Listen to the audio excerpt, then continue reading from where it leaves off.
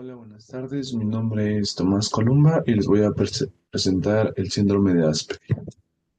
A ver, para empezar, vamos a dar una breve introducción de lo que es esto. El síndrome de Asperger es un trastorno del neurodesarrollo, el cual forma parte del espectro autista. En sí, antes se creía que igual era considerado autismo, pero se diferencia. Se diferencia porque se caracteriza principalmente por la dificultad o sea, en la interacción social. Y porque también en este síndrome del espectro autista no presentan dificultades. Lo que se presentan son patrones de comportamiento repetitivos e intereses intensamente enfocados en temas específicos. Es decir, este tipo de pacientes, por lo general, tienden a centrarse en un solo tema, tienden a ser muy buenos en este tema y no les gusta como que distraerse o son más sensibles a cambios que puedan darse en su vida. Se acostumbran, por decirlo así, a una rutina, ¿no? Entonces, como les mencionaba, a diferencia de otros trastornos del espectro autista, las personas con Asperger suelen tener una inteligencia promedio, una inteligencia normal, o también se presentan casos donde estas personas con síndrome de Asperger también tienen una inteligencia superior.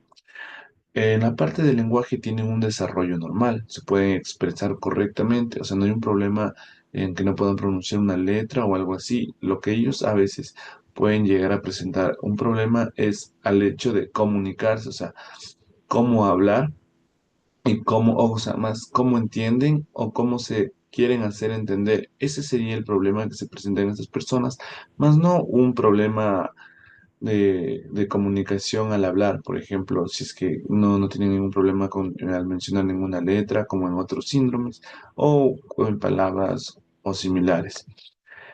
Como les mencionaba, no tienen un problema, tienen un desarrollo del lenguaje normal, pero pueden presentar problemas por utilizarlo en forma, por decirlo así, en una forma socialmente adecuada. Bien, les voy a decir algunas características principales acerca de este síndrome, como son las dificultades de la interacción social, como ya les había dicho, es difícil que ellos se relacionen con las demás personas, no pueden comunicarse adecuadamente, por ende se les hace un poco complicado. También generalmente prefieren realizar las actividades de forma individual, como les digo, como se les hace complicado, prefieren hacerlo solo, o sea, para que no se sientan, o sea, sí se sientan de una forma más seguro para ellos. Y también dificultad para comprender y expresar emociones. Para ellos es muy difícil como decir cómo se sienten, si se sienten a gusto, si se sienten mal, si se sienten tristes. De igual forma, entender las emociones de otra persona para ellos se les complica un poco. También tienen dificultades para interpretar señales sociales, como el lenguaje corporal. A veces, como sabemos, nos expresamos con nuestro cuerpo, con nuestra cara, podemos hacer alguna expresión facial y así es como nos expresamos nosotros también. Ayuda parte en la comunicación, pero para ellos es un poco más complicado esto. Entonces tenemos que ser directos y utilizar palabras que sean fáciles, sencillas y utilizar un tono de voz también adecuado, un tono de voz firme, por decirlo así. Entonces, las particularidades en el lenguaje y comunicación, como les dije, más que un problema comunicativo es la dificultad para socializar y entender lo que nos quiere decir la otra persona y lo que ellos quieren decir, ¿no? Entonces, dificultad para mantener estas conversaciones. Un punto interesante es que ellos, como les mencioné al inicio, se centran, o sea, son muy buenos, a veces se centran en un solo tema. Entonces, ahí viene este punto que nos dice que existe una posible tendencia a monologar sus intereses. O sea, se centran en un solo interés. Y de esto nos lleva a una rutina rígida y resistencia a los cambios. Ellos se acostumbran a llevar una sola rutina en su vida. O sea, todo lo que hacen en el día generalmente lo repiten día tras día porque para ellos de esta forma es más fácil. Es un comportamiento psicológico que ellos toman, ¿no? Como les había mencionado antes, presentan una inteligencia normal, promedio o superior y no existe una causa exacta, pero por lo que se presenta este síndrome de Asperger, pero pueden intervenir como son los factores genéticos y factores ambientales. Es importante, como sabemos, también se presenta el autismo y también hay otros problemas otros síndromes que se podrían llegar a presentar en niños. Es importante siempre llevar como que siempre estar en controles con los pacientes para de esta forma llegar a un diagnóstico temprano y poder ir tratándolo para que no, para que se vaya acostumbrando y no existe ningún otro problema, ¿no? Entonces, ¿cómo se lleva el diagnóstico a cabo de este síndrome? Este debe ser, o sea, llevado a cabo por un equipo multidisciplinario, que es decir, el cual incluye pediatras, neurólogos, psicólogos y terapeutas especializados, los cuales nos van a llegar a dar el diagnóstico, ¿no? Entonces, ellos, ¿cómo lo hacen más o menos? El punto es que ellos se basa en la observación del comportamiento de las personas, entrevistas con los padres y entrevistas también con el niño, si es que es niño, y evaluaciones estandarizadas, ¿no? Generalmente ya son evaluaciones que nos ayudan a diagnosticar de forma adecuada qué síndrome es para llegar a un correcto diagnóstico.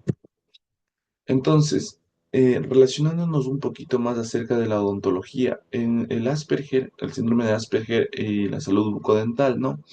Entonces, como les había mencionado antes, las personas con síndrome de Asperger suelen llegar a ser muy sensoriales, es decir, o se sienten todo de una manera más alta. Para ellos para nosotros lavarnos los dientes puede ser normal, pero para ellos puede ser una actividad que hasta les puede llegar a incomodar por los estímulos que puede dar lavarse los dientes, ¿no? O sea, pueden reaccionar de forma sensible a los diferentes estímulos que conlleva lavarnos los dientes, pasarnos el hilo dental, tal vez usar enjuague bucal y así.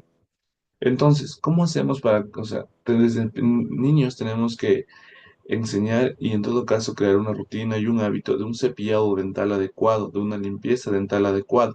Entonces, siendo muy niños y ya una vez diagnosticado este síndrome, puede ser como que muy beneficioso recurrir a juegos que ayuden a interiorizar esta tarea. Es decir, podemos decir al niño como que si te lavas los dientes súper bien y mientras hacemos un juego de cepillado o algo así, para que ellos lo adopten como un hábito, como una buena rutina y no reaccionen mal hacia estos estímulos, ¿no? También se pueden presentar problemas en la zona temporomandibular como consecuencia de estrés o ansiedad. Al momento de que ellos son reactivos a estímulos, ellos pueden presentar estrés o ansiedad, entonces no van a querer entonces para ellos es difícil y se van a presentar problemas como son el bruxismo, el dolor miofacial, el dolor de cabeza y problemas de la articulación. Las caries y la enfermedad periodontal pueden presentarse con un poquito más, o sea, de fuerza en estos pacientes, ya que los pacientes con Asperger a veces, en algunos casos, dependiendo del caso, toman mucha medicación. Y bueno, según artículos, alguna de las medicaciones que se puede dar para el síndrome de Asperger puede producir una disminución de de la producción de saliva, lo cual nos va a hacer como sabemos, la saliva es un lubricante natural, el cual nos ayuda a que no se presente tanta caries ni enfermedad periodontal. Por ende, al momento de reducir la producción de saliva, nos hacemos más propensos a que se presente alguna caries o enfermedad periodontal. ¿Cómo manejaríamos a un paciente con síndrome de Asperger? Entonces, para los pacientes que presenten este síndrome, como les mencioné, es difícil expresar sus emociones o sentimientos, por lo que no pueden manifestar la molestia, el dolor o satisfacción de forma adecuada. O sea, no nos van a decir si es solo una molestia o si solo es un dolor o si están felices o si están tristes.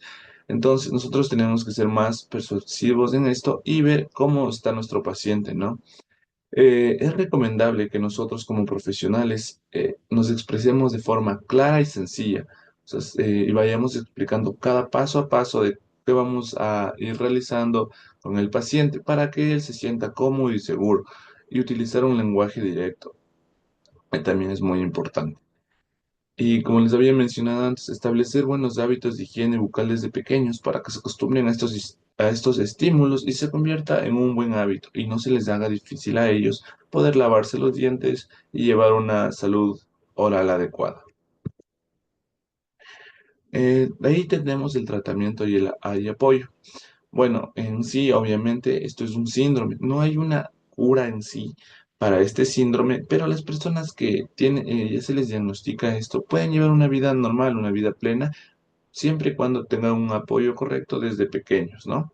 Entonces, podemos aplicar, ¿qué tratamiento podemos aplicar? Es una terapia conductual, el cual mejora las habilidades sociales, que les había comentado que es un poquito más difícil para ellos, la comunicación y reducir conductas problemáticas que se puedan llegar a presentar.